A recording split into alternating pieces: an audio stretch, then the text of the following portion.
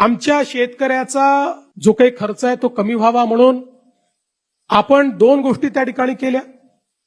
सगळ्यात महत्वाचं काही केलं असेल तर आमच्या शेतकऱ्यांना 7.5 हॉर्स पॉवर पर्यंत जो काही विजेचा खर्च होता ते वीज बिल माफ करण्याचा निर्णय आपल्या सरकारने घेतला. आज याचा कधी कोणी विचार करत नाही. वीज बिल माफ झालं म्हणजे वीज कंपनी जी आहे ती कंपनी स्वतःच्या खिशातनं भरत नाही.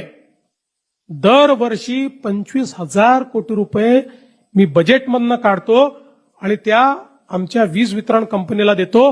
कारण ते जर दिले नाही तर MERC सांगते की जे इतर ग्राहक आहेत त्या सगळ्या ग्राहकांवर हे 25,000 कोटी लोड करा, त्यांचं विजेचं बिल वाढवा आणि त्यांच्या खिशातनं ते वसूल करा. आणि म्हणून दरवर्षी 25,000 कोटी रुपये हे आपण वीज बिल माफीच्या पोटी देतो.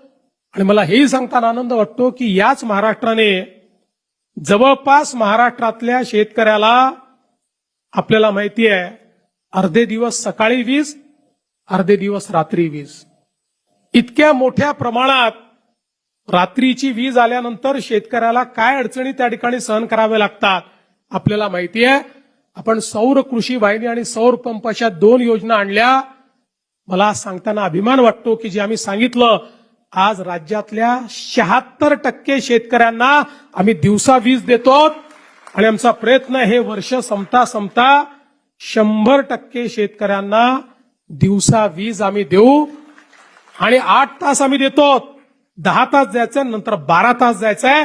दिवसा 12 तास आमच्या शेतकऱ्यांना त्या ठिकाणी मोफत वीज देण्याचा निर्णय आम्ही करतो. आणि आता याच्याही पेक्षा एक अजून चांगला निर्णय जो आज मी जाहीर करणार आहे. आपल्याला कल्पना आहे की 7.5 हॉर्स पॉवर पर्यंत आता तुम्हाला बिल येत नाही, पण तुमच्या प्रत्येकाच्या नावाने जुनं बिल आहे. प्रत्येकाच्या नावाने आहे, ते खात्यात आहे, लिहून ठेवलं आहे. कधीतरी वसुलीला येऊ शकतं. आणि कुठलंही दुसरं कनेक्शन घ्यायचं झालं तर तो लाईनमन चेक करतो तुमच्यावर तर आहे जुनं बिल, मिळत नाही तुम्हाला. आणि म्हणून आता मी हा निर्णय घेणार आहे की 7.5 हॉर्स पॉवर पर्यंतचं जे जुनं बिल आहे 48,000 कोटी रुपयाचं जुनं बिल वसूल करायचं आहे. ते 48,000 कोटी रुपयाचं जुनं बिल आम्ही माफ करणार आहोत.